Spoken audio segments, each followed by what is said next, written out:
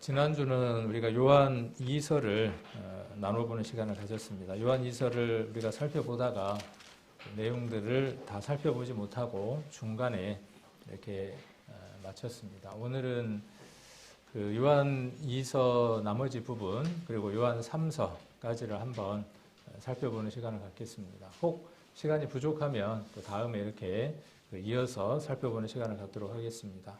우리 지난주에 진리를 아는 것과 진리를 행하는 것에 대한 이야기를 했었습니다. 우리 남장년들 이렇게 교제를 하다 보니까 회별 교제가 좋은 점이 그런 것 같아요. 우리가 설교 시간에 나누었던 것들 가운데에 그 사람의 현재 머물러 있는 지식의 상태, 경험의 상태, 신앙의 상태에 따라서 동일한 메시지를 듣지만 풍요로움이 다릅니다. 그래서 또 깨닫는 것들, 이해되어지는 것들이 다르고 우리가 사복음서가 있는 이유가 그렇죠. 예수님을 어떤 방향에서 어떻게 이해했느냐는 것에 따라서 복음서의 내용들이 각각 예수 그리스도를 설명하고 있지만 그 다양성을 갖고 있고 또 그걸 통해서 풍성해지는 걸 볼 수 있습니다. 회별교제가 필요한 이유가 그렇습니다. 여장년의 회별교제, 또 남장년, 또 소망회 그런 시간들을 통해서 짧지만 말씀 들었던 것들을 내 안에 이루어져 있는 것들을 짤막하게 이렇게 교제를 나눌 때 풍성해집니다. 그 박정도 집사님이 이제 요 그림을 보시고 그 설명이 조금 부족했었던 것 같아요 그러시더라고요. 그래서 제가 항상 설명이 부족하지요. 그러고 이제 웃었는데 새가 한쪽 날개가 망가지면 한쪽 날개가 짧거나 한쪽 날개가 문제가 생기면 새는 새로서의 생명을 다하지 못합니다. 믿음이 그렇다라고 말씀을 드렸죠. 거기에 이렇게 부연해 주시기를 뭐라고 말씀하시느냐 하면 참 설명이 쉽게 되어서 좋았어요.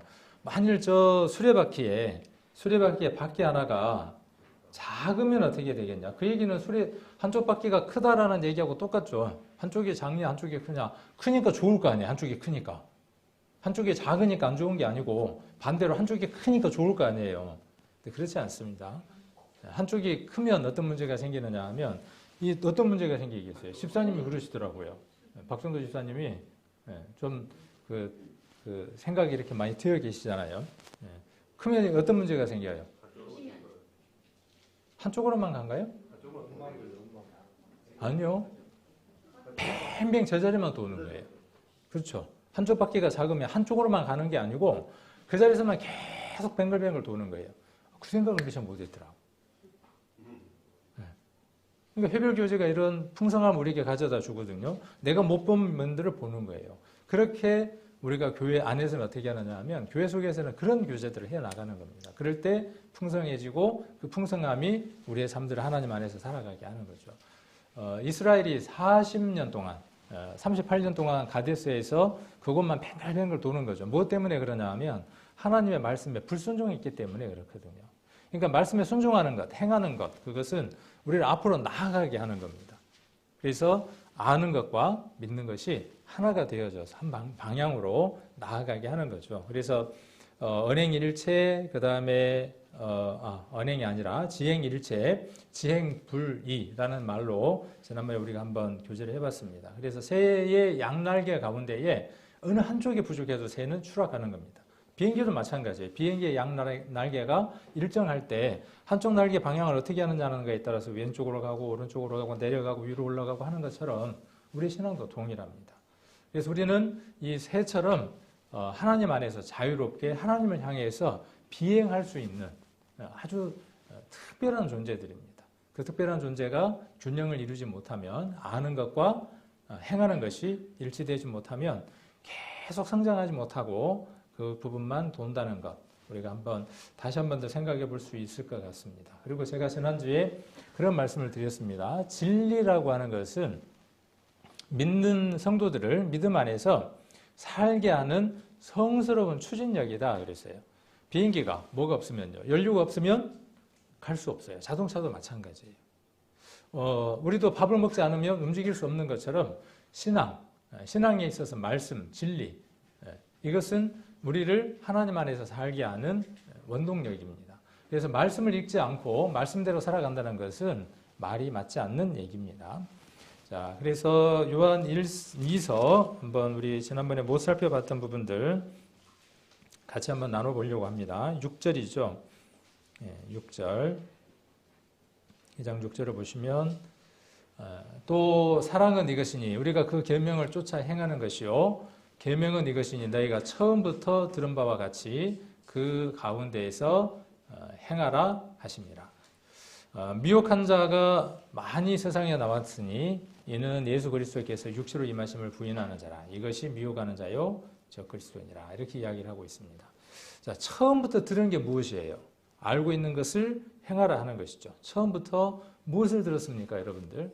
맨 처음 여러분 들은 게 무엇이에요? 우리가 응애하고 태어나면 그 어머니의 또 주변에 있는 그 소리를 가장 먼저 듣겠죠. 우리가 가장 먼저 들은 소식, 가장 처음 들은 것 무엇입니까? 어떤 단어 하나로 이렇게 딱 줄여서 이야기해 볼 수 있을까요? 하나님이 세상을 이처럼 사랑하사요. 십자가를 보게 되면 그 십자가에서 무엇을 듣고 무엇을 알게 되느냐 하면 그리스도께서 우리를 사랑하셨다 해요. 그리스도께서 우리를 사랑하셨다. 그 사랑으로 무엇을 하라는 것이죠? 그 사랑으로, 그리스도의 사랑으로 이웃을, 그리스도를, 하나님을 사랑하라 하는 것이에요. 사랑하라 그랬으니까 사랑하라는 무엇이에요? 사랑을 주었고 하나님 우리에게 사랑을 주셨고 그 사랑이 있기 때문에 우리에게 뭐라고 말씀하시는 거예요? 그 사랑을 나누라는 거예요. 드러내라는 거예요. 없는데 드러내라고 하는 것이 아니라 이미 우리 안에 와 있으니까 어떻게 하라는 것이죠? 그것을 드러내라는 거예요. 드러내는데 장애가 있는 것들이 있죠. 그 사랑을 밖으로 드러내는 데 있어서 무엇이 장애를 갖습니까? 우리의 생각, 우리의 체면, 우리의 경험, 우리의 지식들이 옛 자아가, 옛 것들이 하나님의 사랑을, 그리스도의 사랑을 밖으로 드러내는 데에 장애가 되기 때문에 우리가 이런 말씀들을 통해서 무엇을 배우게 되는 거죠? 아, 옛 자아가 이런 것들이구나 하는 것들을 배우게 되죠. 수요일 날 우리가 성경 공부를 통해서 이스라엘이 얼마나 하나님 안에서 이전 것들이 장애가 되는가 하는 것들을 배우는 것처럼 우리도 그 광야 생활을 거쳐서 하나님이 약속하신 가나안 땅, 천국까지 가는 과정 가운데에 우리의 옛 자아가 아직 해결되지 못한 이전 것들이 얼마나 하나님을 거스리는가 하는 것들을 배우게 되는 거죠. 배워서 어떻게 해야 합니까? 배워서 어떻게 해야죠? 남도 주고. 배워서 어떻게 해야죠? 가감에 그것들을 버려버려야죠. 자, 그래서 처음 들은 것, 아는 것, 그것을 어떻게 하는 겁니까? 행하는 겁니다. 지금 요한 2서에서는 그 얘기를 중점적으로 지금 이야기하고 있는 겁니다. 그 가운데에서 행하라는 겁니다. 그래서 지행 일체가 되도록 하라는 겁니다. 그리고 7절에 보시면 그것을 할 수 없도록 그 사랑과 그 진리, 그 교훈, 지금 사랑, 진리, 교훈 계속 반복해서 나오는데 결국은 같은 식구들이에요. 같은 집안의 얘기들이에요. 같은 집안의 식구들의 얘기들입니다. 사랑, 진리, 교훈 같은 얘기입니다. 그런데 7절에 보시면 미혹하는 자가 많이 세상에 나왔어요. 우리를 그리스도 안에서 그 사랑 안에서 진리 안에서 교훈 안에서 행하고 살아가지 못하도록 우리를 유혹하는 것들이 미혹하는 것들이 세상에 많이 나와 있습니다. 그 가운데 무엇이 있을까요? 이전에 이 성경이 기록될 때에 없었던 상상도 하지 못했던 것들이 있는데 바로 그것이 무엇이냐 하면 우리가 너무나 익숙하고 우리가 너무나 잘 활용하고 우리에게 많은 풍요를 가져다 준다고 착각하고 있는 미디어라고 하는 것들입니다. 볼거리들입니다. 사람들이 이 볼거리 그 다음에 또 즐겁게 하는 것들 이것을 쫓아서 살아가는 거예요. 이스라엘이 그랬던 것처럼. 우리도 마찬가지죠. 무엇을 미혹할까요? 세상에 많은 것들이 나와서 이 미혹하는 건 누구를 미혹하는 겁니까? 지금 이 편지를 받는 지금 부녀들, 그 부녀의 가정들, 지금 우리에게 이야기한다면 교회를, 우리들을 미혹하는 겁니다. 세상에 많이 나와 있습니다. 자, 그들이 무엇을 부인하게 합니까? 7절에 무엇을 부인하게 합니까? 예수 그리스도께서 육체로 임하심을 부인하게 합니다. 예수님이 육체로 오신 것을 부인하게 하는 겁니다. 이것이 미혹하는 자예요. 뭐 그렇게 복잡하게 살아갈 필요가 있어. 교회에서도 마찬가지예요. 꼭 그렇게 뭐 목사님처럼 그렇게 뭐 완벽하게 살아야 된다냐? 뭐 어떤 전도사님처럼 장로진처럼 또 어떤 누구처럼 교회 안의 직분자처럼 우리가 꼭 그렇게 완벽하게 살 필요가 뭐가 있어? 그런데 그것과 육체로 임하심을 부인하는 것과 어떤 연관관계가 있을까요? 예수님이 육체로 오셨다고 하는 것은요, 우리의 신앙에 있어서 굉장히 중요한 포인트를 차지합니다. 이 성경을 통해서 우리가 하나 알 수 있는 것은 이 교회 안에 어떤 사람들이 있었다는 걸 알 수 있습니까? 자, 예수님이 육체로 임하신 것을 믿는 사람이 있었다는 것을 이야기를 하고 이 성경 구절을 통해서 우리가 생각을 해보면 그 다음 또 어떤 사람이 있다는 거예요? 미혹하는 자들이 있는 거예요. 어떻게 미혹하는 거죠? 예수님이 육체로 오신 게 아니야. 이 얘기는 무슨 얘기냐? 예수님은 완전한 인간으로 오셨다는 거예요. 그러나 그분에게는 무엇이 없습니까? 죄가 없어요. 그것을 부인하는 거예요. 그냥 예수님은 한 위대한 선지자일 뿐이야. 랍비일 뿐이야. 4대 성인 중에 하나야. 그러니까 그분은 누구와 달라? 그분은 누구와 다른 겁니까? 나와 다른 거예요. 나와 다른 거예요. 예수님이 육체로 오신 것을 부인했다 그 말은 뭐냐면 또 이런 의미도 돼요. 그분은 특별한 분이니까 신적인 존재니까 한쪽 면에서는 신적인 존재니까 우리가 감히 그분을 어떻게 닮아간다냐라고 말하는 거예요. 이것도 옳고 이것도 틀렸고 이것도 틀린 거예요. 자, 그래서 육체로 임하심을 부인하는 거예요. 우리가 그리스도인으로서 삶을 살아가면서 그리스도와 함께 십자가에 못 박히며 살아가는 그 삶이 없는 것을 정확하게 표현한다면 그것이 예수님이 육체로 임하신 것을 부인하는 겁니다. 예수님이 이 세상에 오신 목적이 어디에 있습니까? 예수님이 이 세상에 오신 목적이 무엇이에요? 사랑을 드러내기 위한 거죠. 내가 너희를 사랑한다, 사랑한다, 사랑한다 이야기를 하시는데 뭔 문제를 해결해 주시지 않으면, 죄의 문제를 해결해 주시지 않으면 하나님의 사랑은 온전하실 수 없죠. 그 사랑을 온전하게 이루시기 위해서 그 사랑을 미리 보여주신 것이 구약이죠. 죄의 문제는 피가 있어야 한다. 그 피를 흘려야만 사함을 얻을 수 있다. 그런데 그 피는 불완전한 것이다. 완전한 피가 있어야 된다. 그 완전한 피는 누구를 이야기하는 것입니까? 자기 자신을 이야기하는 것이죠. 내가 가서 피를 흘려줄게. 그런데 하나님은 육체가 있다 없다고요? 하나님은 육체가 없으신 분이죠. 그래서 육신을 입기로 구약에다가 약속하신 것이죠. 내가 너희를 사랑하기 때문에 그 육신을 입고 너희에게 피를 흘려줄게라고 말씀하신 거죠. 그래서 육체로 임하심이라고 하는 것은 하나님의 그 사랑의 표현의 모습이에요. 마음에 있었던 것이 밖으로 나타난 모습이에요. 내가 널 사랑해.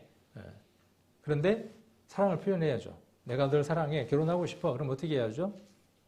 하다못해 금 한 돈, 금 반 원이라도 갖고 목걸이를 만들든 반지를 만들든 해가지고 어떻게 해야 합니까? 그 사랑이 속에 있는 것이 어떻게 되어져야 돼요? 가시적으로 눈에 보일 수 있는 것으로 나타나서 내 사랑이 이만큼이다. 그런데 속에는 더한 것이 있더라고 드러내야 될 거 아니에요.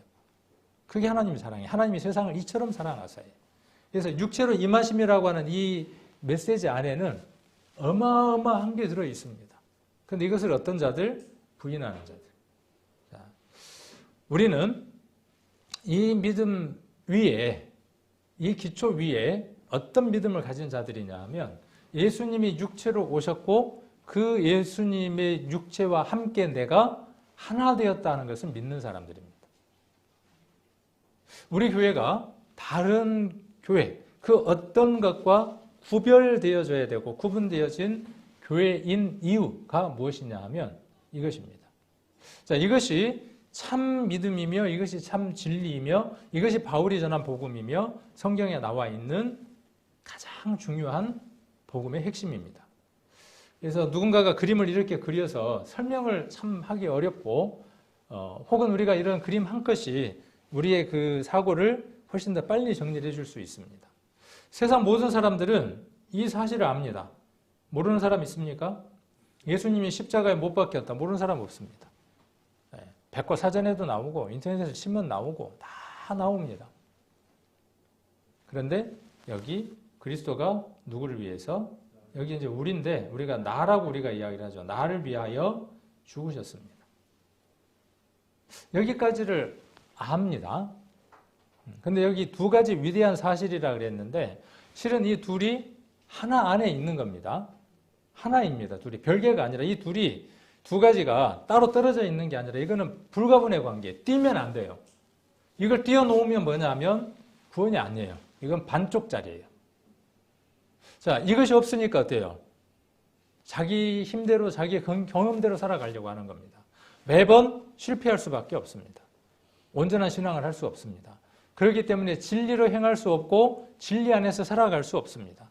진리 안에서 살아간다는 말의 의미는 무엇이냐 하면 갈라디아서 2장 20절이 진리 안에서 살아가는 겁니다. 내가 그리스도와 함께 십자가에 오늘도 못 박히고 장사되어지고 오늘도 부활하는 삶을 살아가는 겁니다.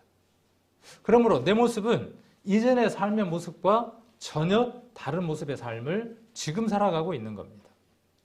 이스라엘의 그 광야의 여행을 보면 뒤를 돌아보면 어때요? 많은 것들이 하나하나 사라져가는 삶들을 살아가죠. 앞에 또 다른 것들이 반복되고 장애가 있다고 할지라도.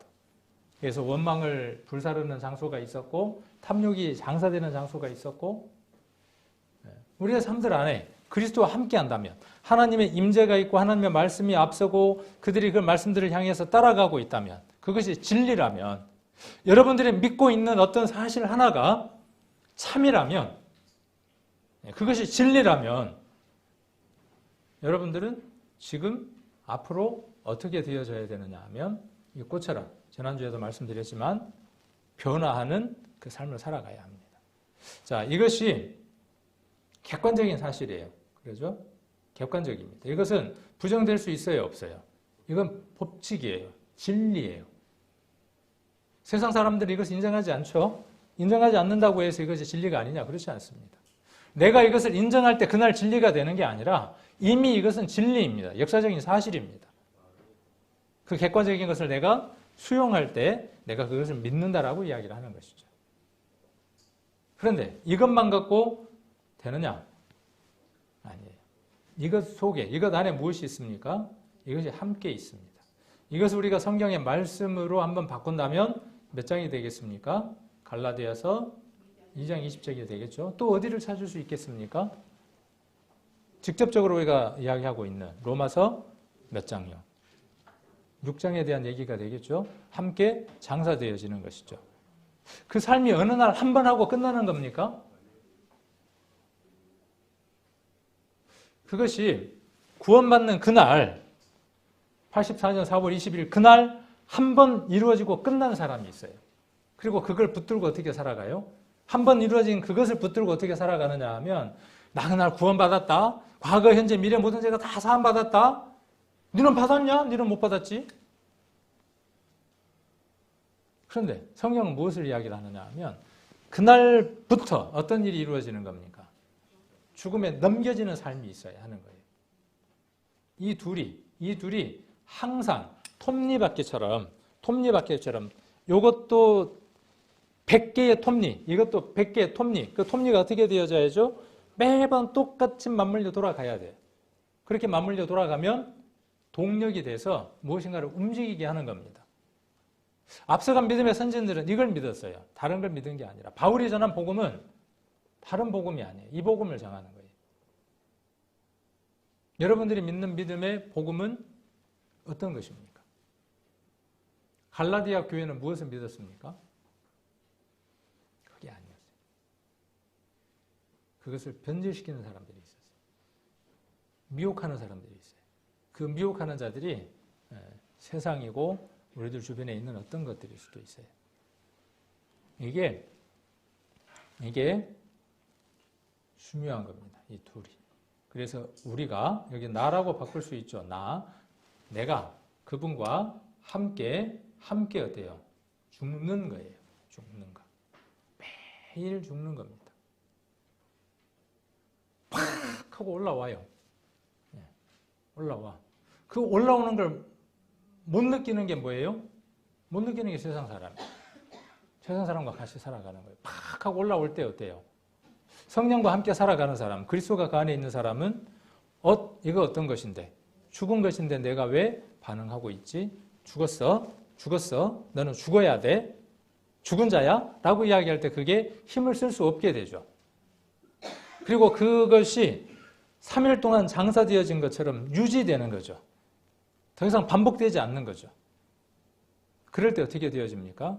그리스도가 살아나는 거예요. 그리스도가 내 안에서 역사하게 되고 주변 사람들이 나를 그리스도의 것으로 인정하게 됩니다. 이미 나는 그리스도의 것이지만 주변에 있는 사람들이 그리스도의 것으로 인정하는 겁니다. 이 사실이 여러분들에게 여러분 삶에 반복돼야 돼요. 진리는 지난번에 사전적인 의미 두 가지를 찾아드렸죠. 하나는 자연 안에 일어나는 일들에 대한 것들이 진리, 이치, 참된 이치예요. 봄, 여름, 가을, 겨울이 오잖아요. 이치입니다. 그 다음 또 하나 무엇이 있다 그랬죠? 참된 도리. 사람으로서 마땅히 해야 할 도리가 있는 거예요. 그리스도인이면 마땅히 해야 할 도리가 있죠. 모든 것을 다 주셨어요. 모든 것.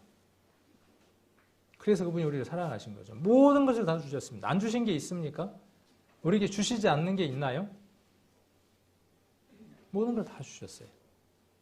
그런데 오늘도 여전히 뭐라 그래요? 오늘도 달라 그래요. 뭐 거지 근성을 가졌는지 오늘도 달라 그래요. 받은 복을 세어보면 될 텐데 찬양에도 그렇게 나오잖아요. 그러면 풍성합니다. 있어서 풍성하기도 하겠지만 이미 풍성해져 있다는 사실을 알게 됩니다. 그걸 못 누리고 살아가는 거예요. 누리지 못하고 살아가는 겁니다. 진리 안에 있으면 풍성하게 누리고 살아갑니다. 이게 성경이 하나님이 우리에게 교훈하시는 거예요. 이것이 진리예요. 이게 사랑을 행하는 거예요. 진리를 향하고 사랑을 향하고 교훈을 행하며 살아가는 겁니다.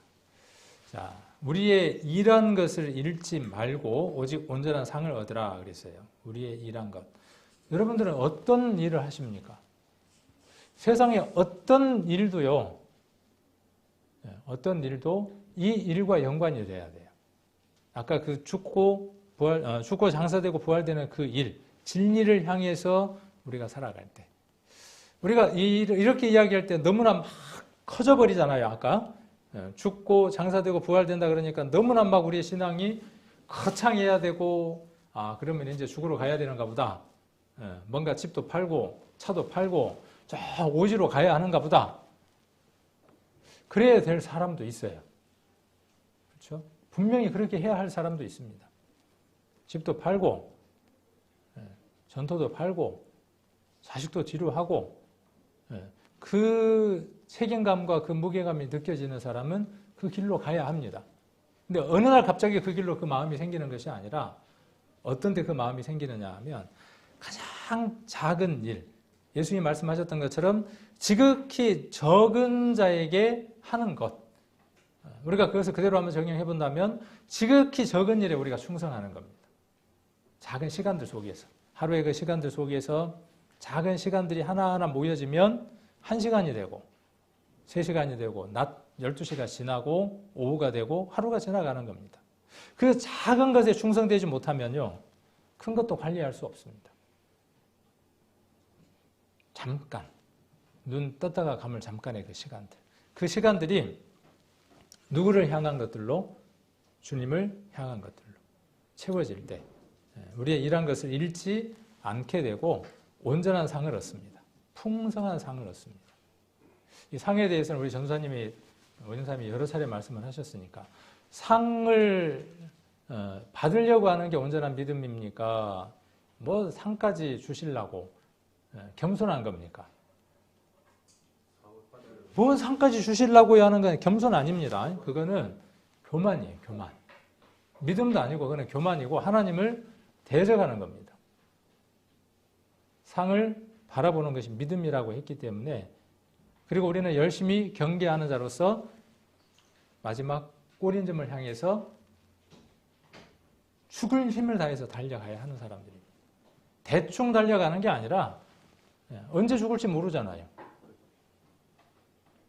오늘 아침에도 어제 저녁에도 그 속보 보셨잖아요. 여러분들은 어떤 마침표를 찍으실랍니까? 어느 장소에서 어떻게 주님을 대면하실랍니까? 이 편지의 내용에 보면 요한 2서도 그렇고 요한 3서도 그렇고 뒤에 이제 설명 안 해도 되니까 대면이라는 말이 나옵니다. 비대면의 시대를 우리가 지냈죠. 지금은 대면의 시대를 보내고 있습니다.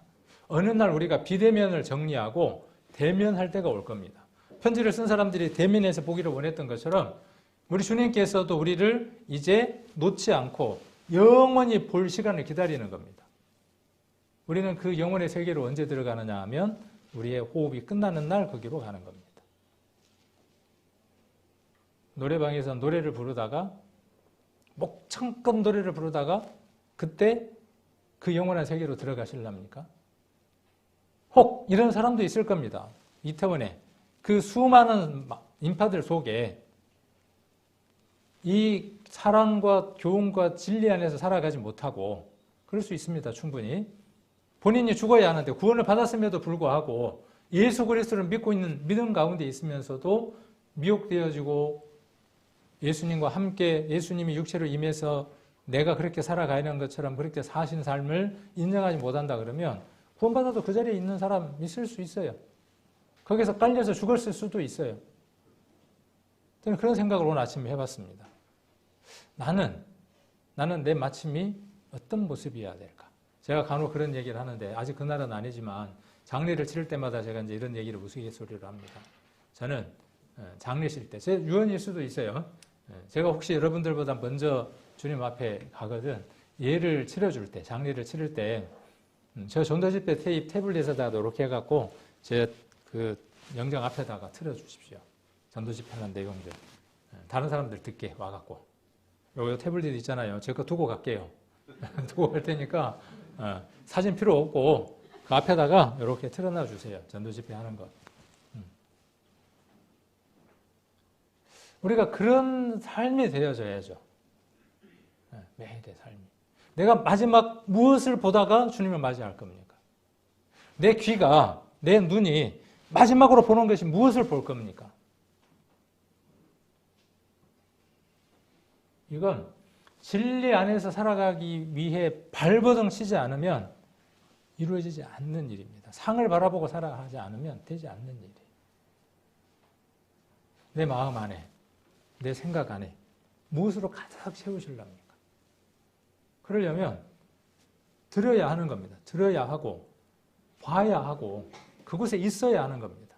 그러므로 여러분들은 오늘 하나님 안에서 최고의 선택을, 최고의 일을 하고 계시는 겁니다. 잘하신 겁니다. 하나님이 기쁘시게 받으는 시간입니다. 이게 오늘 제목대로 진리를 위해서 수고하고 함께하는 자들의 모습입니다. 이렇게 주일날 모이는 것처럼 이 마음이 언제도 동일하고 신실하다는 말은 상황 형편 따라서 달라진다는 말이 아니고 똑같다고 말이에요. 이분들이 수요일날 어떤 형편들이 있겠지만 그 형편들이 어디로 넘겨지는 거예요? 예수님이 육체로 오신 것을 시인하는 사람은 어떻게 하겠습니까? 이거 죽어야 하는 것이라고 어디에 넘기겠습니까? 함께 십자가에 넘길 거 아닙니까? 그게 돈이든 그게 어쩔 수 없는 나의 명예든 상황이든 모든 것들을 극복할 수 있는 게 무엇이 되겠습니까? 예수님이 육체로 오신 것을 시인할 때 이루어지는 일입니다. 진리 안에 행할 때입니다. 시어머니가 교회를 못 가게 하니까. 옛날에 남편 그런 무작실한 남편들이 있었죠. 수갑을 채워놓는 남편도 있고 구원받은 자매가 교회 간다 그러니까 머리를 빡빡 밀어버리기도 하고. 굴했습니까? 굴하지 않았습니까? 굴하지 않았더니 어떻게 됐습니까? 그 일이 끝났습니까? 계속됐습니까? 그 일이 끝났습니다. 남편이 구원을 받았습니다. 그가 그리스도와 함께 죽고 장세되는 그 과정이 있었기 때문에 남편이 생명을 얻는 그 부활의 기쁨을 맛봤습니다. 여러분들의 자녀들이, 여러분의 남편들이, 여러분의 아내들이, 여러분의 부모님들이 그 일들이 이루어지기 위해서는 여러분들에게 이 상을 바라는 마음이 없으면 안 된다는 겁니다. 자, 그리고 9절에 지내쳐. 지내쳐 그리스도 교훈 안에 거하지 아니하는 자. 그리스도의 교훈 안에 거하지 않는 게 뭡니까? 자, 성도는 주일날 교회에 와야 합니다. 그렇죠? 그리스도인으로서의 도덕이고 윤리고 규범이고 그렇습니다. 그런데 그것 때문에 교회로 오는 겁니까? 아닙니다. 그것 때문에 교회로 오는 게 아닙니다. 우리 안에 그 사랑이 넘치기 때문에 그 사랑에 감사해서 그게 진리죠. 돌이잖아요. 그게 참된 돌이잖아요. 우리가 명절이든 부모님 생신이든 세상 사람들은 참된 도리를 갖고 있죠. 제삿날 어떻게 합니까? 그날 자식 도리를 한다고 어디를 갑니까? 거기를 가요. 안 가면 누가잖아요. 제대로 모르니까 그게 참된 도리가 아니죠. 그것이. 우리에게 참된 도리는 무엇이에요? 그 은혜에 우리가 보답하는 것들입니다. 큰 걸로 보답합니까? 다시 말씀드리지만 큰 건 아니에요. 작은 것들입니다. 아침에 1분 일찍 일어나서 그 1분 뭐 하려고 1분 일찍 일어나서 말씀 한 구절만 읽을 수 있다면 그리고 그것이 끊임없이 반복될 수 있다면 그 1분이 죽는 겁니다. 그렇죠? 그 1분이 내게는 소중한 것이고 그 1분이 내게는 잠을 더 잘 수 있고 그 1분이 무엇인가를 할 수 있는 나를 위해서 할 수 있는 일이에요. 근데 그것이 포기되고 죽어졌을 때 그 1분이 하나님 위해서 쓰여졌을 때 그 1분은 어마어마한 시간입니다. 1분이면 아무것도 못할 것 같잖아요. 안 그렇습니다. 1분 안에 많은 걸 할 수 있습니다. 근데 우리는 하루의 시간들 속에서 우리라고 해서 죄송합니다. 더러는 그것을 소중하게 생각하지 않습니다. 그 1분이 10분이 됩니다. 10분이 30분이 되고 1시간이 되고 나중에는 온종일을 그곳에 투자해도 그 온종일이 부족할 정도의 상태가 됩니다. 그래서 그리스도의 교훈 안에 거하지 않는 것은요. 그 톱니가 멈춰버리는 거예요. 알고 있는 것과 그렇죠? 그리스도가 십자가에 못 박혔다. 우리를 위해서 죽으셨다. 사랑하셨다. 그런데 그것과 함께 내가 맞물려서 사랑하는 것들이 맞물려 돌아가지 않고 딱 멈춘 상태예요. 교훈 안에 거하지 않는 게 이 상태예요.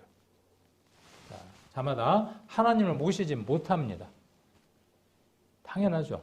교훈 안에 거하는 이 사람이 아버지와 아들을 모시느니라. 뭐 말할 설명이 더 이상 필요 없는 겁니다. 그리스도와 함께 죽고 함께 장사되고 부활하는 것이 참된 교훈입니다. 학교의 교훈, 급훈 뭐 이런 것들이 있잖아요. 그런데 그리스도 안에서 교훈은 이것이에요. 이것 외에는 없습니다. 그래서 예수님이 육체로 오신 것을 부인하는 사람들은 자신의 삶을 십자가에 넘길 수도 없고 넘기지 않는 삶을 삽니다. 그 사람에게는 어떤 모습이 나오느냐 하면 냄새가 납니다. 세상 사람의 냄새가 납니다. 그리스도인이면 어떤 냄새가 나야죠? 고린도 교회에 이야기한 것처럼 어떤 냄새가 나죠? 그리스도를 아는 냄새, 향기가 풍기는 겁니다. 그 사람 곁에 가면 누구 냄새가 나는 거예요? 예수님 냄새가 나요. 예수쟁이라고 싫어하죠. 냄새 난다고 해요. 그런 사람들도 있어요. 자, 10절. 누구든지 이 교훈을 가지지 않고 너에게 나아가거든 그를 집에 들이지도 말고 인사도 말라. 이 교훈이라 그러니까 너무 제한돼서 우리 교회가 믿는 교리 말고 다른 교리를 갖고 오면 집에 들이지 마라. 하나님 교회, 신천지, 여호와 증인 교회 들이지 말아라. 문자적으로 충분히 그렇게 이해해도 좋습니다. 여호와 증인이 똑똑하고 문 두들기면 그 사람과 1분의 시간을 보내면 1분이라는 것 그 이상의 시간이 손해입니다. 설득도 되지 않을 분들은 복음을 전하면 받아들일 것 같습니까? 안 받아들입니다. 이미 선을 넘어버린 자들이에요. 경계를 넘어든 어마어마하게 넘어버린 자들이에요. 여러분들이 설명하고 여러분들이 이해하고 여러분들이 어떻게 이야기한다고 할지라도 그들을 설득해낼 방법이 없습니다. 차라리 어떻게 하십시오? 어떻게 하는 게 좋습니까? 가십시오. 당신은 차라리 당신은 버리온 자입니다. 라고 강하게 이야기하고 집 안에 들어오는 것을 금하십시오. 그것이 여러분들의 시간도 버는 것이고 여러분의 마음도 편하게 하는 것이고 여러분의 영도 지키는 겁니다. 11절 그래서 그에게 인사하는 자는 그 악한 일에 참여하는 자가 됩니다. 이전에 제가 구원받고 학생 때 이 불필요한 변론을 참으로 많이 즐겼어요. 내가 뭔가 좀 우월해지는 느낌을 가졌어요. 옛날에 학생 모임이 서울에 있거나 그러면 밤에 하동에서 열차를 타고 서울까지 올라갔다가 서울에서 밤에 또 타고 내려오거든요. 그럼 여기 보면 여가 증인들이 많이 나와요. 그럼 그 여가 증인들을 지식으로 눌러서 꼼짝 못하게 하는 거 얼마나 즐거웠는지 모릅니다. 처음 들어주거든요. 좋아라 그래. 다 끌고 가서 어떻게 하느냐 하면 논리의 함정으로 딱 빠뜨려 놓고 몇 성경들을 갖고 미사일 폭격을 해야 돼요. 그럼 꼼짝을 못해요. 어떤 느낌을 받죠? 아, 내가 승리했다. 즐거워요. 다음에 또 그렇게 해요. 그들이 그 폭격을 받았다고 충격을 받을까요? 충격받기는커녕 자기보다 좀 더 많이 아는 사람이 있으니까 그 사람하고 이야기해보세요. 그래요. 전혀 일절 도움이 되지 않습니다. 그래서 변론은 피하는 것이 지혜입니다.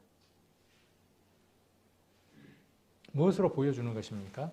무엇으로 보여주느냐 하면 육체로 임하신 예수 그리스도와 하나 되어지는 삶을 사는 것을 보여주는 것입니다. 그것 외에는 없습니다. 그렇게 하는 가운데 우리가 말씀을 전할 때 능력이 나옵니다. 그렇게 해도 못 알아듣는 사람은요. 예수님 오셔도 못할 일이에요. 왜? 우리 안에 예수님이 계셔서 그분이 하고 계시는데 그러니까 포기하라고요? 포기는 않는 거죠. 포기는 하지 않는 겁니다. 자, 내가 너에게 쓸 것이 많으나 그러죠. 쓸 게 참 많대. 종이와 먹으로 쓰기를 원치 아니하고 오히려 너희에게 가서 면대하여 말하려 하니 이는 너희 기쁨을 충만케 하려 함이라. 설교자들이 그래요. 설교자들이 끝으로 마지막으로 마치면서 또 아쉬워서 설교가 어떠냐 하면 길어지죠. 왜 그럴까요? 왜 그러겠습니까? 여기 지금 12절에 답이 나와 있어요. 12절에 답이 어떤 것 때문에 그렇습니까? 너희의 기쁨을 좀 더 채워주기 위한 거예요. 설교를 통해서 우리의 삶들이 적나라하게 드러날 때 저 설교자가 날 두고 한다는 얘기냐? 꼭 박아서 나를 두고 지금 이야기를 하네. CCTV 달아놨는갑네. 잘 들으신 겁니다. 그 부끄러운 것들이 드러나고 부끄러워졌을 때 그럴 때 그 속에 하나님의 은혜가 고일 수 있습니다. 그리고 그 속에서 기쁨을 누리는 겁니다. 세상의 기쁨과 다른 기쁨입니다. 그 어떤 기쁨과 다른. 우리 전도집회 때 이야기를 하잖아요. 뭐가 있다고요? 그 엔돌핀. 엔돌핀이 언제 생깁니까? 노세 젊어서 노세 그러고 막 춤을 추면 엔돌핀이 생기잖아요. 걔들이 왜 그 수많은 인파가 거기를 갔겠어요? 그 엔돌핀 때문에 간 겁니다. 자기를 즐겁게 하는 그 안에 우리 몸 안에 있는 분비물이 생겨요. 사람은 분노를 느끼잖아요. 확 하고 화가 나잖아요. 그럼 뇌에서 뭐가 나오는지 아십니까? 그 뭐라 그러죠? 그 물질이 있는 아드레날린인가? 그게 맞는지는 모르겠는데 어떤 물질이 하나 나와요. 그럼 물질이 나오면 심장을 확 조이는 거예요. 두근거리게 만드는 거예요. 그런데 기쁨을 갖게 하는 특별한 어떤 호르몬이 있는데 그것이 뭐냐면 엔돌핀이에요. 우리가 말씀을 읽고 말씀을 상고하고 아까 그 톱니바퀴 속에서 돌아가잖아요. 그러면 엔돌핀만 나올까요? 다이돌핀이라는 게 나온대요. 엔돌핀보다 수백 배 높은 다이돌핀이라고 나온대요. 그러니까 쉽게 얘기해서 미쳐버리는 그런 물질이 우리 안에서 나오는 거예요. 맛보셨습니까? 왜 맛을 못 보고 사십니까? 왜 이것을 맛을 못 보고 살아가십니까? 이것 어디에서 영원히 누리는 거냐 하면 하나님 나라에서 영원히 누리고 살아갈 것에 대한 작은 맛보기예요. 우리는 이미 천국 안에 있는 사람들입니다. 천국으로 옮겨질 사람이 아니라 천국 안에서 살아가는 사람들이에요. 이것은 맛보고 살아가야죠. 시절을 따라서 12가지 과일이 맺히는 그 맛을 보고 살아가야죠. 어떻게 할 때? 아까 그렇게 교훈 가운데에서 맞물려 살아갈 때. 그래서 요한이 이 편지를 쓰는 거죠. 쓸 게 많아요. 그 외에도 더 많아요. 그러나 중요한 아까 진리에 관한 걸 이야기를 하는 겁니다. 그래서 어떻게 하고 싶다? 면대하여 말하고 싶다는 거예요. 지금 비대면이에요. 이 면대를 거꾸로 바꾸면 대면이잖아요. 대면이나 면대랑 똑같은 얘기예요. 예. 성경에 대면이 나와요. 그러니까 대면 교제가 있고 비대면 교제도 있어요. 편지로 보냈으니까 이건 뭐예요? 비대면 교제예요. 예. 그렇죠? 이미 성경에서 이미 옛날에 했던 것들이에요. 자, 그리고 택하심을 입은 내 자매의 자녀가 내게 문안한다. 이렇게 이야기를 했습니다.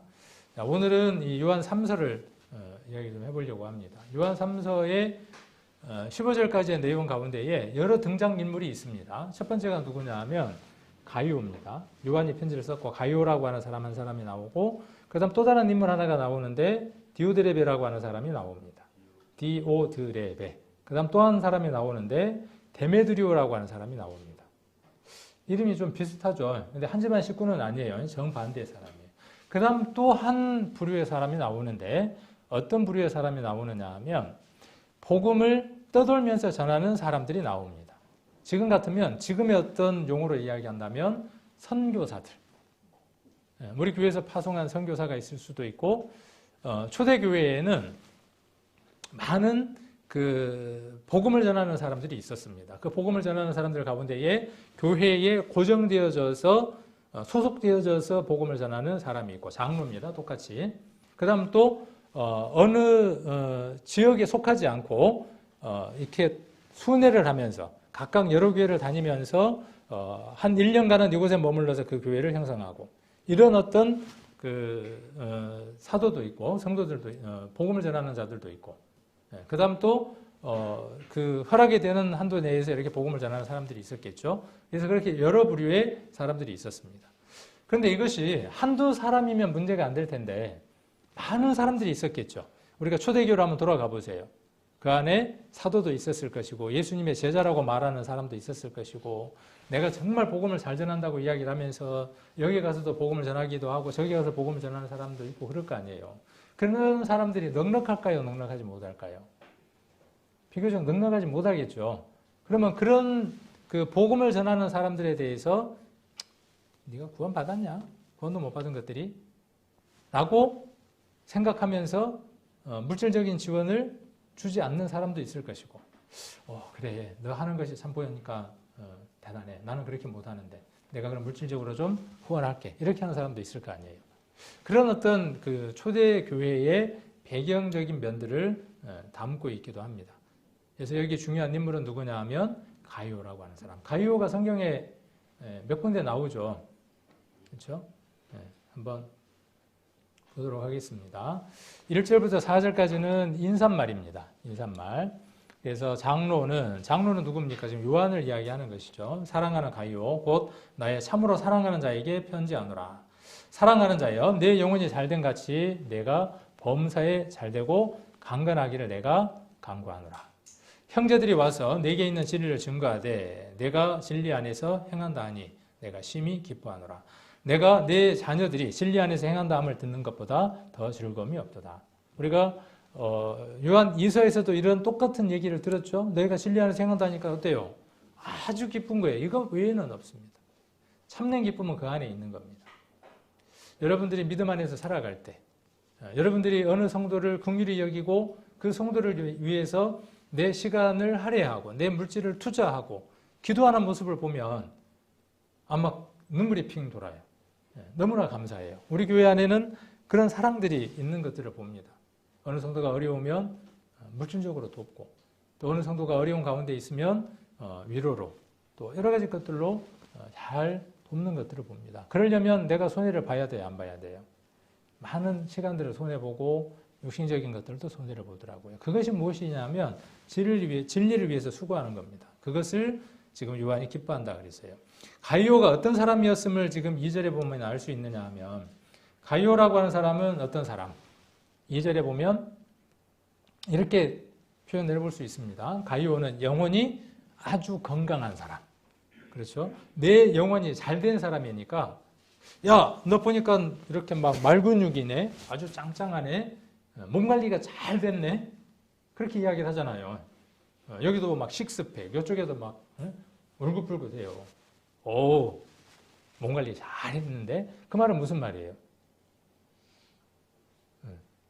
몸이 건강하네 그 말이잖아요. 내 영혼이 잘 됐다 그 말은 무슨 얘기예요? 지금 가이오의 영혼이 어떻다는 거예요? 온몸이 지금 근육으로 가득 차 있는 거예요. 짱짱한 거예요.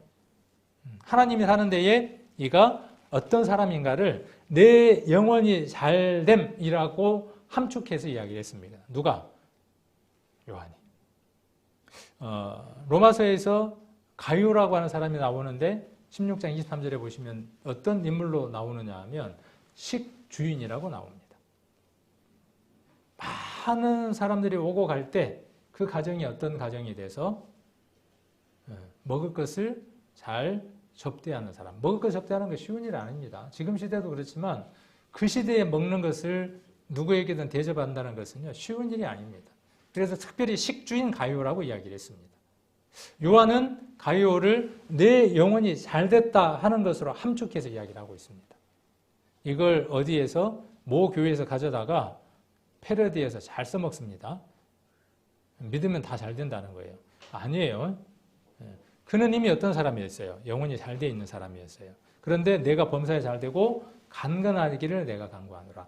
이것 속에서 우리가 무엇을 한번 이렇게 엿볼 수 있느냐 하면 가이오라고 하는 사람이 건강이 비교적 육체의 건강이 비교적 튼튼하지 못했음을 우리는 이 한 구절을 통해서 엿볼 수 있습니다. 그렇게 안 보이나요? 제가 그렇게 잘못 봤나? 아니에요. 나중에 여러분들이 여러 성경 번역들 한번 비교를 해보세요. 가이오는 그래서 요한이 뭐라고 이야기하느냐면 내 영혼이 너무나 튼튼하고 건강하잖아. 그렇게 건강한 것처럼 하나님의 일을 더 잘하기 위해서 네가 육체도 건강하기를 원해. 그리고 네가 하는 모든 일들이 풍성하게 잘 되기를 원해. 왜? 밥 잘 대접해야 되니까. 자, 3절 형제들이 와서 어떤 형제들일까요? 이 형제들. 자, 이 형제가 어떤 형제인지는 제가 지금 여기 어떤 색으로 지금 색을 바꿔놨죠? 뒤에도 보면 나옵니다. 그 형제가 누구인지는 뒤에 읽어보면 나옵니다. 내게 있는 진리를 증거하되. 자, 가이오가 진리 안에서 행했어요. 그리스도와 함께 죽고 장사되고 부활하는 그것을 알고 그 사실과 함께 맞물려서 이렇게 돌아가는 삶을 살았어요. 그렇게 살아가는 삶이 무엇으로? 밥을 잘 대접하는 것으로 나타났어요. 그걸 누가 증거했어요? 누가 증거했어요? 어떤 형제들이 와서 증거했어요. 요한은 지금 다른 장소에 있고 가이오도 다른 장소에 있는데 요한이 가이오에게 편지를 쓴 거잖아요. 그런데 많은 형제들이 지금 누구에게 뭔 말을 하는 거예요? 가이오라고 하는 사람이 있는데 그 사람은 이런 사람입니다. 라고 지금 증거하고 있는 거죠. 자, 내가 진리 안에서 행한다 하니 내가 심히 기뻐하노라. 4절, 내가 내 자녀들이 진리 안에서 행한다 함을 듣는 것보다 즐거움이 없도다. 가이오는 기쁨이라는 뜻이에요. 이름의 뜻이. 참 재밌어요. 그리고 가이오는 영적 상태가 건강한 자고 건강하기를 원한다 그랬어요. 요한은 가이오를 어떻게 평가하느냐 하면 진리 안에서 살아가는 모습을 보이는 사람이에요. 여러분들은 이런 사람이어야 돼요. 그리스도와 함께 죽고 장사되고 부활되는 삶을 드러내는 삶을 사는 사람. 그 사람이 어떤 사람이냐 하면 진리 안에서 살아가는 모습을 보이는 사람이에요. 저도 그런 사람이 되기를 원하고 그렇게 간절히 소망하고 그렇게 살아가려고 발버둥을 칩니다. 안 될 때가 더 많지만. 그리고 그것을 함께 우리 성도님들과 함께 같이 나누고 싶어서 언제부터? 여기 교회 올 때부터 고린도후서 13장 5절을 본문으로 택한 그날부터 지금까지 이야기를 하고 있습니다. 자, 가이오는 형제들에게 신실한 자다 그랬는데 조금 뒤에 보면 알 수 있습니다. 그리고 형제들은 누구를 이야기를 하느냐 하면 흩어져 복음 전도의 사역을 하는 장로가 있고 사람들이 있고 지속적이고 정기적으로 사역을 하는 사람들이 있습니다. 그래서 헬라어를 보면 이 두 개의 단어가 구별되어져 있는 걸 볼 수 있습니다. 이 지속적이고 정기적으로 사역을 했던 사람은 누구를 이야기할 수 있을까요? 야고보라든지 야고보 뭐 이런 야고보라든지 이런 사람들 이야기를 할 수 있겠죠. 그 다음에 흩어져 복음을 전했던 사역자들은 누구를 이야기할 수 있을까요? 바울 같은 사람들, 또 베드로 같은 사람도 우리가 그 유대인들을 위해서 여러 곳에 가서 복음을 전했던 것처럼 그들이 복음을 전하다가 복음이 전해져 있는 교회에 한 번씩 들르겠죠. 오겠죠. 그럴 때 그들은 어떻게 되어져 있겠습니까? 녹초가 되어 있고 또 다른 복음지를 향해서 갈 때 물질적인 어려움이 있는 사람들도 있겠죠. 그 문제가 교회 안에 봉착했던 거예요. 언제까지 저들이 오면 도와줄 거냐? 나는 못하겠다. 아니다. 그들을 도와야 된다 하는 둘로 나눠져 있는 부분들을 볼 수 있습니다. 자, 사랑하는 자여, 내가 무엇이든지 형제, 그랬죠. 형제 곧, 아까 그랬죠. 형제 곧 나그네 된 자. 이 나그네 된 자니까 뭐예요? 복음을 전하기 위해서 이 교회도 가고 저 지역도 가고 여러 교회를 다니는 선교사 편하게 우리 시대에는 선교사라고 한번 생각을 해봅시다. 그들에게 행하는 것이 신실한 일이다 그랬어요. 복음을 전하는 자들, 이곳 저곳을 다니면서 복음을 전하는 자들이 있으면 우리가 물질적인 후원과 기도의 후원을 하는 것은 어떤 것이다? 신실한 것이다. 믿음의 일이다 그 말이에요. 저는 그런 꿈을 갖고 있습니다. 그리고 그 너머의 꿈도 있는데 저는 이 교회가 또 다른 교회를 하나 더 하나님 안에서 형성하기를 원합니다. 그러면 그곳에 파송해야 될 거 아닙니까? 제가 또 어딘가를 갈 거 아닙니까? 예를 들면 제가 일본에다가 교회를 하나 형성하고 싶고 또 다른 곳에 교회를 형성하고 싶을 때 교회가 형성이 되어 있지 않으니까 어떻게 할 겁니까? 저희 가정이 예를 들어서 일본으로 간다든지 아니면 다른 데 가서 어떻게 할 겁니까? 맨 땅에 헤딩하면서 복음을 전할 거 아니에요. 그러다가 어떻게 하겠어요? 하다가 안 되고 지치면 어떻게 하겠습니까? 또 오기도 할 거 아닙니까? 그렇게 할 때 우리 성도들은 어떻게 하겠습니까? 아유, 오랜만에 왔는데 맛있는 것도 좀 드시고 찜질방에 가서 좀 쉬고 또 갈 때는 또 어떻게 하겠어요? 한 며칠 쉬었다가 갈 때는 목사님 그거 가서 이렇게 쓰세요. 그렇게 줬더니 목사들이 다 어떻게 신발장 밑에다 숨겨가고 달러로 옛날에 그랬죠. 팬티 속에다가 감춰가고 신실하지 못하기 때문에 진리 안에 살지 못하기 때문에 그런 거죠. 그런 것 때문에 어때요? 사람들이 그렇게 하면 안 되라는 생각을 갖는 거예요. 그렇게 하는 것이 잘못된 거예요? 그렇게 하는 그 목사들이 잘못된 것이지 그렇게 하나님 안에서 신실하게 한 사람은 잘못된 게 없어요. 하나님이 잘못됐다고 말씀 안 하신다는 거죠. 선한 거예요. 잘한 거예요. 자, 행한 것이 신실한 일이다. 6절 저희 형제 나그네 저희 똑같은 인물이에요. 저희가 교회 앞에서 너의 사랑을 증거하였느니라. 아까 앞에 어디에서 이야기한 것과 똑같은 얘기죠. 아까 지금 여기에서 형제들이 와서 하는 얘기하고 똑같은 얘기입니다. 저희가 교회 앞에서 너의 사랑을 증거하였느니라. 이렇게 돌아가니까 사랑할 수밖에 없죠. 내가 하나님께 합당하게 저희를 전송하면 가하리로다. 그들이 왔습니다. 와고 쉬었습니다. 그리고 어떻게 합니까? 다시 파송지로 향해서 가는 겁니다. 그렇게 보니까 성경이 이해가 되죠. 간다는 말이. 저희를 전송하면이라는 말이 이해가 되죠. 우리 교회 선교사가 있어요. 파송됐어요. 그가 왔다가 쉬었다가 갑니다. 또 다른 곳에서 다른 곳으로 갑니다. 우리가 좀 더 넓어질 필요가 있어요. 우리 교회의 재정, 우리 하나만 생각하는 게 아니라 우리 교회보다 더 어려운 교회들이 있을 거 아닙니까? 많죠. 그런 교회에 어떻게 할 수 있도록 우리가 지원하고 후원할 수 있도록 하는 것. 이런 부분에 대한 말씀드리라고 한번 생각을 해볼 수 있습니다. 7절 이는 저희가 주의 이름을 위하여 나가서 교회 안에 있다가 어떻게 하는 거죠? 다른 곳으로 가서 그 말입니다. 이방인에게 아무것도 받지 아니함이니라. 이들이 복음을 전할 때 어떻게 했다는 거예요? 무엇 때문에 문제가 되느냐 하면 이들이 이방인에게 복음을 전할 때 그곳에서 뭔가 요를 받는 거예요. 요를 받다 보니까 어떤 문제가 생기죠? 저 사람들은 돈 때문에 일을 하는 사람이다라는 이야기를 듣는다는 거죠. 그러니까 그렇게 하지 않도록 어떻게 하는 거죠? 교회가 전적으로 그들을 돕는다는 거죠. 자, 이러므로 우리가 이 같은 자들을 영접하는 것이 마땅하니. 이런 사람이 있어야 우리가 뭐 영접을 하든 말든 할 거 아니에요. 지금 우리는 없죠. 그러지 않습니다. 있습니다. 우리도 지금 우리 교회들 안에 복음을 전하기 위해서 애쓰는 사람들이 있습니다.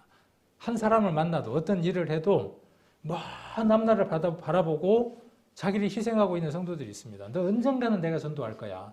밥도 사고. 너 언젠가는 전도할 거야. 어디 가자 그러면 같이 가주고. 너 언젠가 내가 전도할 거야. 그러면서 그 사람이 원하는 필요를 충족시켜주는 성도들이 있습니다. 그곳에 우리의 마음을 함께하고 함께 도와주고 하는 게 다 어떤 것들이죠? 이런 것들입니다. 자, 이러므로 우리가 이 같은 자들을 영접하는 것이 마땅하니 이는 우리로 진리를 위하여 함께 수고하는 자가 되게 하려 함이라. 이게 진리를 위해서 함께 수고하는 겁니다. 다른 게 수고하는 게 아니라 이게 수고하는 거예요. 교회 와서 뭐 식사 준비를 하는 성도가 있다든지 또 찬양을 하는 성도가 있다든지 여러 모습들을 볼 거 아닙니까? 아, 찬양되니까 하는가 보다. 오늘 식사 당번이니까 하는가 보다. 오늘 청소를 해야 되니까 하는가 보다. 그렇게 하는 것이 아니라 내가 그 일에 함께 하는 거죠. 교회 안에서는 연습하는 거니까. 그리고 나가서는 어떻게 하는 거죠? 실전으로 나가면 어떻게 해야 되겠어요? 거기에서 더 많이 봉사하는 겁니다. 제가 월요일마다 이제 다른 곳에 가서 이렇게 이제 수업을 듣는데 거의 한 70~80%가 그 목사님들이거든요.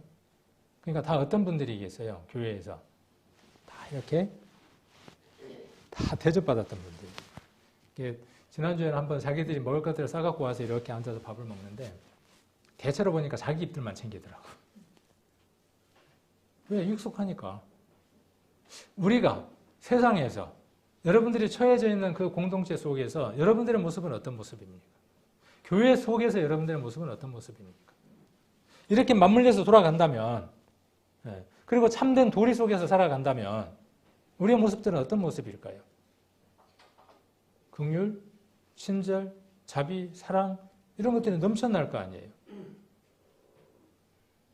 너무 큰 걸 생각하는 거예요. 진리를 위해서 함께 수고하는 자가 된다 그러니까 목숨까지 탁 보내는 것들을 이야기를 하는 거예요. 그러니까 아무것도 못하는 거예요. 작은 것부터 하면 될 텐데 아까 1분이 너무 적습니까? 그러면 앞으로 10분 내일부터 오늘 저녁부터 10분만 하면 시간 내보세요. 10분만 누구를 위해서 시간 내는 겁니까? 10분만 여러분을 사랑하시는 그 분에게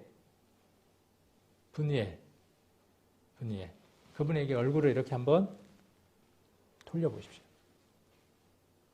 그분의 눈과 눈이 맞닿고 여러분의 눈과 눈이 맞닿고 그게 하나 되는 거잖아요. 코가 맞닿고 호흡이 함께 되고 입냄새가 서로 전달이 되고 딱 붙어 있으면 입냄새도 날 거 아니에요. 손은 손끼리 이렇게 맞닿고 가슴은 가슴끼리 맞닿고 배는 배끼리 맞닿고 무릎은 무릎끼리 맞닿아서 그렇게 조용히 1분이라도 5분이라도 10분이라도 한번 시간을 보내보세요. 번잡한 이 세상 속에서 그게 진리를 행하며 사는 겁니다. 그럴 때 수고하는 것을 찾아서 그 수고를 행할 수 있습니다. 빌립보서 4장을 한번 보겠습니다. 빌립보서 4장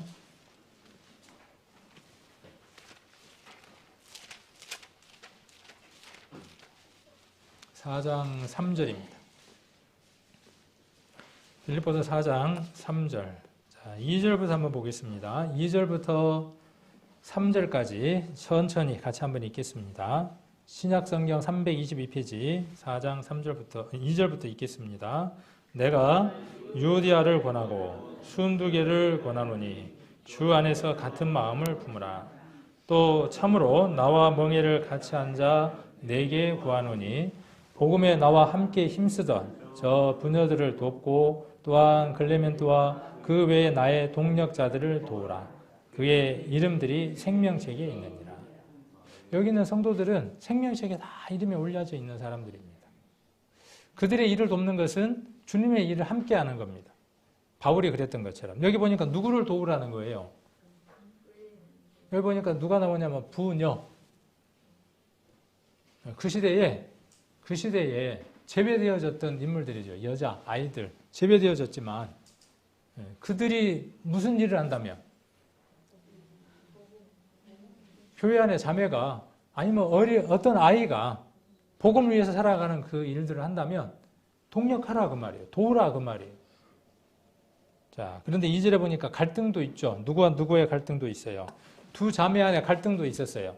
그러니까 지금 빌립보를 쓰면서 뭐라고 이야기하느냐 하면 둘이 싸우지 말고 복음을 위해서 살아가는데 방법이 좀 다르다고 해서 서로 다투지 말고 그 말이에요. 교회 안에 일을 하다 보면 어떤 문제가 생길 수 있어요? 유오디아가 생길 수 있고 순두개가 생길 수 있어요. 이 문제 이렇게 하자, 저 문제 이렇게 하자라고 서로 어떻게 할 수 있어요? 마음이 달라질 수 있어요. 무엇 하자고? 하나님 일 하자고 하는 일인데 그럴 때 어떻게 해야 합니까? 같은 마음을 가져야 돼요.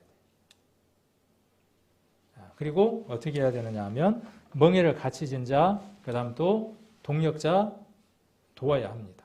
왜? 생명책의 이름이 있기 때문에. 교회 목사가 하나님 안에서 어떠한 일들을 하고자 하고 방향을 제시할 때 목사가 그 방향을 제시했기 때문이 아니라 그가 믿음 안에서 살아가고자 하는 마음으로 방향을 제시한다면 목사이기 이전에 생명책에 이름이 기록된 자이므로 그 일에 함께 동참하는 것이 마땅한 일이라는 거예요. 간혹 그런 알레르기를 가진 사람들이 있어요. 목사가 뭐 말하면 안 하려고 그래. 일단 반대를 하고 봐. 구역장이 뭐 하자 그러면 일단 반대를 해. 남장례 회장이 뭐 하자 그러면 일단 반대를 하고 봐. 반대를 위한 반대. 이게 안 돼서 그러는 거예요. 교회 안에서 그런 걸 보고들랑 앞으로 어떻게 생각하시면 되느냐 하면 잘 돌던 톱니바퀴가 멈췄네 그러면 돼요. 그죠? 네. 성도면 톱니바퀴가 탁탁탁 맞춰서 돌아가니까 얼른 내려놓을 수 있는데 못 내려놓는 건 뭐예요? 깍까닥 하고 여기서 멈춰 있는 거예요. 참 기도해 줘야 되겠네. 네. 얼른 거기다 뭐 해줘야 되겠어요? 뽁뽁 기름칠을 해줘야지. 성령의 말씀으로 착착 기름칠을 해주면 막혔던 것들이 돌아가겠죠. 자, 이것 아까 우리가 앞에 말씀을 드렸죠. 이것이 맞물려 돌아가는 것이 진리 안에서 살아가는 겁니다. 내가 두어 자를 교회에 썼으나 저희 중에 으뜸이 되기를 좋아하는 자, 으뜸이 되기 좋아하는 자 누가 있습니까? 디오드레베. 디오드레베라고 하는 말 뜻, 헬라어의 뜻이 뭐냐 하면 양육받은 자라는 뜻이에요. 또 다른 어떤 책들을 보면 또 사전들을 보면 뭐라고 되어 있냐 하면 주피터로부터 양육받은 자라는 뜻이에요. 교회 안에 세상으로부터 양육받은 자가 생기면 세상 것을 계속 먹게 되면 어떤 자가 생겨요? 으뜸되기 좋아하는 자가 생겨요. 유다서도 마찬가지죠. 교회 안에 뭔가 푹 붉어져가지고 나야 나 하는 존재들은 다 어떤 존재들이냐 하면 이거에서 문제가 생긴 존재들이에요. 으뜸되기를 좋아해요. 이런 자들은 어떤 일에도 반대를 합니까? 우리를 접대하지 않아요. 돌면서 선교를 하거나 교회를 세우려고 하는 그들을 받아들이질 않아요. 10절 이러므로 내가 가면 그 행한 일을 잊지 아니하리라. 자가 악한 말로 우리를 망령되이 혐론하고도 유의부족하여 형제들 누군지 아시겠죠? 이제 저희 형제 나그네 된 자들 아시겠죠? 접대하지 아니하고 누가 접대해야죠? 네, 그들을 접대해야 되는 거 우리가 해야 하는 거죠. 아니하고 접대하는 자를 금하여 교회에서 내어 쫓는 거예요.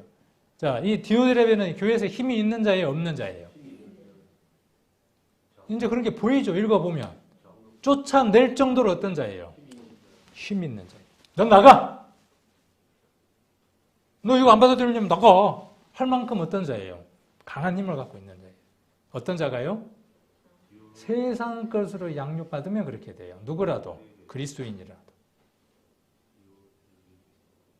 누가 그렇게 될 수 있느냐? 내가 그렇게 될 수 있어요, 제가. 무엇으로 양육받느냐는. 어떤 되기를 좋아하고, 접대를 안 하고, 악한 말을 하고, 접대하지 않고, 접대를 금하고, 접대하는 자를 쫓아내는 힘 있는 자예요. 11절, 사랑하는 자여, 악한 것을 본받지 말고 선한 것을 본받으라. 선을 행하는 자는 하나님께 속하고 악을 행하는 자는 하나님을 배웁지 못하느니라. 데메드리오는 뭇사람에게도 진리에게도 증거를 받았음에 우리도 증거하노니 너는 우리의 증거가 참된 줄을 아노라. 자, 악한 건 어떤 게 악한 거예요, 지금? 이 요한 3서 안에서 악한 건 어떤 겁니까? 진리 안에서 행하지 않는 게 악한 거예요. 선한 게 어떤 게 선한 겁니까? 진리 안에서 살아가는 것이 선한 거예요. 선과 악의 개념을 여러분들은 완전히 지워야 합니다. 그동안에 알고 있었던 개념들을 다 버리셔야 합니다. 주님을 향해 서 있지 않는 그 모든 순간은 악한 거예요. 내가 주님을 향해 서 있는 그 모든 시간은 선한 거예요. 자, 악한 건 아까 이야기했죠. 그 다음에 선한 것, 형제를 접대하는 겁니다. 모든 사람에게 증거를 받고 있습니다. 그 다음에 데메드리오는 백성의 어머니다. 양육자다. 그러면 똑같은 얘기예요. 데메드리오라는 말이 무슨 얘기예요? 백성의 어머니니까 어떤 자예요? 양육하고 공급하고 섬기는 자예요. 그래서 어떤 증거를 받습니까? 이 사람은 진리 안에서 행하는 사람이다. 진리 속에서 살아가는 사람이다. 하는 증거를 받았다. 이 증거가 참되다. 그렇게 이야기를 하고 있습니다. 자, 내게 쓸 것이 많으나 먹과 붓으로 쓰기를 원치 아니하고 속히 보기를 바라노니 또한 너희가 면대하여 말하라. 우리가 면대하여 말하리라. 아까 요한 2서하고 끝부분이 같죠? 평강이 너희에게 있을지어다. 항상 평강이 있어야 돼요. 자, 은혜와 긍휼과 사랑이 뭐 이런 얘기를 계속 이야기를 하죠. 인사마다. 유다서에도 그랬던 것처럼 여러 친구가 내게 문안하니라. 너는 각 친구 명하에 문안하라. 각각의 이름들을 하나하나 이야기를 하면서 문안 인사를 나누라 그랬어요. 쓸 게 많다. 여기도 쓸 것이 많다. 어떻게 하기를 원한다? 대면에서 얼굴을 보기를 원한다. 우리 주님은 우리를 너무나 보고 싶어 하십니다. 여러분들도 우리 주님이 보고 싶습니까? 대답이 없으시다. 죽으란 말이냐 싶어갖고. 근데 실은 우리 매일 주님을 만나고 삽니까? 매일 만나고 사십니까? 근데 그게 어디에 가까워요? 약간 비대면에 가까워. 그렇죠? 우리가 지금 살아가는 이 신앙의 이 진리의 삶을 살아간다는 이 모든 부분들이 약간은 비대면에 가까운 삶들을 살아갑니다. 그런데 우리가 이 세상을 끝나는 날, 우리가 온전한 사람이 될 때, 온전한 것이 올 때 우리는 어떻게 하느냐 하면 그분을 면대하게 되죠. 만나게 되죠. 얼마나 반갑겠습니까? 서로 만나고 보면 어떻게 했어요? 붓, 먹 이렇게 쓴 것보다 얼마나 반갑겠습니까? 우리는 그날을 소망하며 살아가시기를 원하고 아까 잠깐 말씀드렸던 것처럼 단 1분이라도 그분하고 얼굴을 맞대고 귀를 듣고 하는 그 시간들을 여러분들이 만드셨으면 좋겠습니다. 오늘 요한 3서에서 나오는 가장 중요한 내용은 인물들을 기억하는 겁니다. 가이오와 디오드레베와 데메드리오 그리고 이렇게 파송해서 복음을 전했던 사람들. 이 세 부분, 이 인물들을 생각을 하시면서 요한 3서를 우리가 일주일 동안 한번 생각을 해보시면 참 많은 은혜가 여러분 안에 있을 것이다 라는 생각을 합니다. 그것이 주님과 얼굴을 맞대는 시간입니다. 면대하는 시간입니다. 그럴 때 여러분 안에 기쁨이 충만하실 겁니다. 한 주간 말씀 속에서 기쁨이 넘쳐나는 우리 귀한 성도님들 되시기를 간절히 원합니다.